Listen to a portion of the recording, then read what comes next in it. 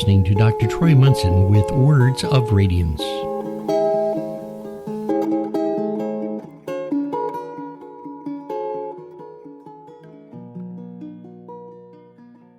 Hello and welcome. I'm Dr. Troy Munson on Words of Radiance. And if you've caught this podcast and you've looked at the title and you thought, what is this even remotely going to be about? Let's say that you are of the spiritual ilk and you have read many, many different spiritual texts and been on a journey towards development for many years, and you're thinking any question of how is going to be egoic.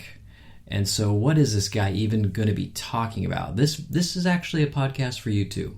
Maybe you aren't wading up to your neck in the spiritual celestial lake, so to speak, and you haven't even ever dipped your toe in it, but you found this and it sounded intriguing to you. Maybe you've wrecked your life completely and you're like, there's got to be something better out there.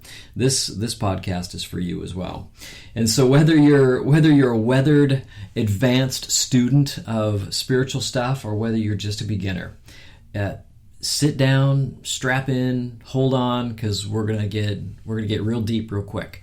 So I don't like questions either, because we think in the spiritual realm that questions are really of the lower nature, because ultimately that which is within us, that is greater than everything, that is everything, already knows the answer to everything. So anytime we have a question, what we really need to do is just simply sit by quietly and listen. The more we listen, the better it is. But I'm still going to give you some practical applications of how do we have a radical spiritual experience. And we have to really start from the point of view or the point of reference that everything that happens to us starts as a decision. And so just honoring that alone is important, because that means that everything that's happened to you in your life was a decision. And some of you out there maybe have had some pretty traumatic things, and maybe your brain ran there really fast.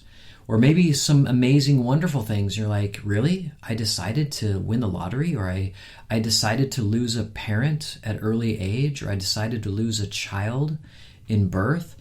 How could I decide these things? And I've done some podcasts in the past that talk about how these things happen and why they happen. And you're welcome to listen to those if you have not, but maybe this is a first hearing and these are going to be some tough, tender subjects. But I'll ask you just to shelve some of your ideas, and your preconceptions or your opinions, and just listen for a moment. So nobody walks out their door in the morning and says, hey, I want to be hit by a car. But they may be carrying a significant amount of negativity that says something like, crap always happens to me. And so then all of a sudden, hey, let's see some crap happen to you. Or maybe somebody walks out and says, I didn't ask to be beat up today by some random stranger. But they may had a significant amount of negativity running around them that then draws certain situations into their life. And it really doesn't care what the situations are as long as it fits the decision that you made within your mind that things aren't too good, or things suck, or things are awful, or the world hates me, or people hate me, or whatever thoughts that you have thought. If you have entertained those and you didn't interrupt that thought process, you now have that specific decision running around as a belief that's playing out in your life. If you want to know your beliefs, watch what happens to you. Watch how you respond and react to everything that goes on around you. Now, here's the radical spiritual experience. What if you realize that it was a decision that you could decide against what you've been seeing in your life? And you could say, you know what? I don't think I want that crappy stuff to happen anymore. I think I'd rather have something different. So let's say that you're of a spiritual ilk and you're like, oh yeah, I know all this. And I say, well, do you want to be further along in your spiritual experience? Well, the reason that you're not is because, yet again, a decision has been made. This is as far as I will go. Well, are you ready to make a new decision? a decision for you advancing and getting away from, or at least releasing the rest of the debris of your life and having some true peace, some true joy, some true love, some true happiness flowing into your life and around you all the time. That is a worthy understanding of decision as well. And so that decision is strong. So first and foremost, we're going to talk about two principles today. The first one is decision. If you can, for just a moment, realize and accept at this present moment that perhaps maybe I have been somewhat responsible for everything that's happened in my life. And I'll acknowledge that perhaps I've made a decision somewhere, somehow, inside my head, and I've cherished that decision. Then we want to let that go and decide again. That's what this wonderful word repentance means. It literally means to turn an about face on what you already are doing. And so that is a decision in and of itself. And if you've listened this far, you actually started that process the moment that you pushed play on this podcast, because you made a decision. And you made a decision to keep listening even to this point. It's that powerful. So, decision is the first thing. Next thing is, probably not a surprise to many people, but forgiveness. So if we want to amp up this decision, we must begin to forgive. Now, the first thing that we can do is forgive other people. Forgive other situations and things of that nature. We can look outside of ourselves and say, hey, they just suck and they're stupid and they're wrong. And I can forgive them for being what they are. They're miserable anyways. I don't have to change them. I can just let them be as they are. If that's as far as your forgiveness goes, so be it. But ultimately, the one that is the most important person to forgive is, you guessed it, it is yourself. And so, you're the one that thought the thoughts in the first place about everything that's happened to you. If you never once judged anything that happened to you, it would be complete peace within your head. But because you believe that people did something wrong or something bad or something awful to you, or that you did something wrong or something bad or something awful, then now you've got a situation in your own mind to clean up. And forgiveness is really stop sitting in the judgment seat of authority that is God's. Only, that's his seat, not yours. And he judges everything aright, everything correctly, and everything from all angles, and sees everything. He knows that, let's say we have two people that, they get in an argument, and they both have seen the wrong thing in the argument. They're both wrong, and yet they both think they're right. Perhaps you've been in an argument where you believed you were right, and then the evidence came out in facts, and you're like, crap, I'm going to eat crow on this one. I was totally wrong.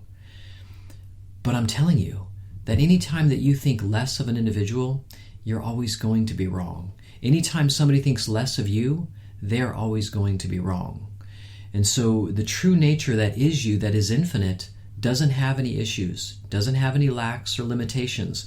But if you walk around believing that you lack and you're limited in so many different ways, and that the world owes you, or that, woe is you, then that is a problem, because that's not true. You are now aligning yourself with the world and with the flesh and with the body, and that ain't you for eternity. So as you let go of these lower base things, you'll get to the point of forgiveness. So some of you that are just on this beginning path of spiritual stuff, you might be listening to this thing and I don't understand a damn word this dude's saying. But I can tell you that as you progress, one day you'll be like, I listened to this guy one time and he said this stuff. I finally get it. But you can listen to this over and over. I'm going to give you another example.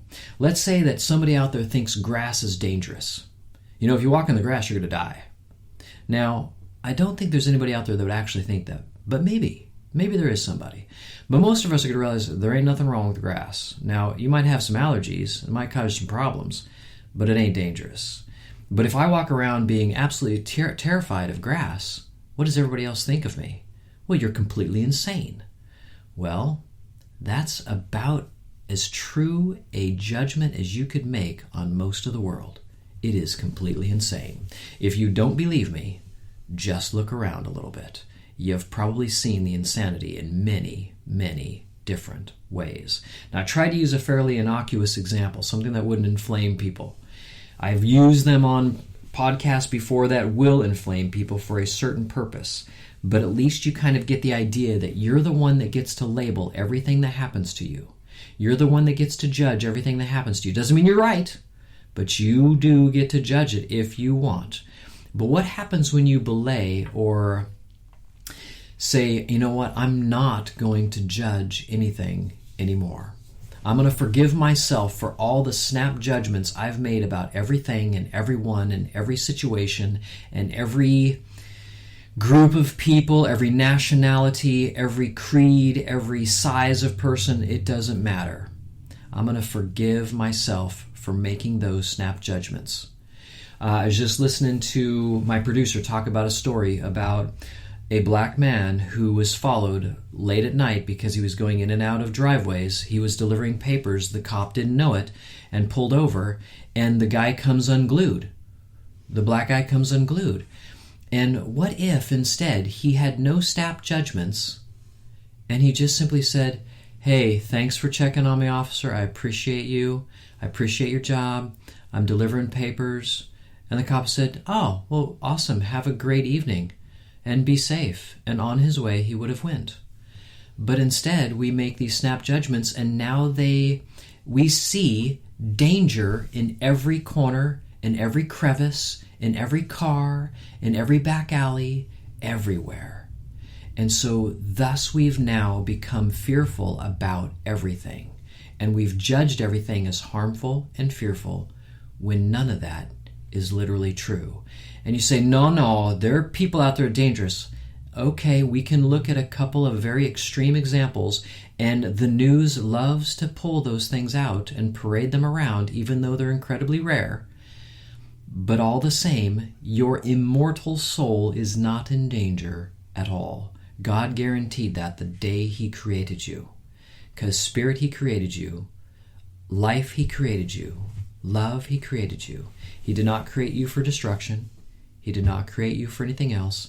And if you're having an existence in a physical body, then yes, bodies can harm bodies, but that is not wrecking anything permanent. And so we're going to let go of these bodies, each one of us. You might as well start the process now within your own mind and start forgiving other people, and most importantly, forgiving yourself, and making the decision to think differently, to let go, and to allow life to move in and through you, and watch the blessings that come your way. Watch the radical spiritual experience that envelops you and pushes you beyond anything you could ever imagine in joy and peace and happiness. Until next time, I'm Dr. Troy Munson on Words of Radiance.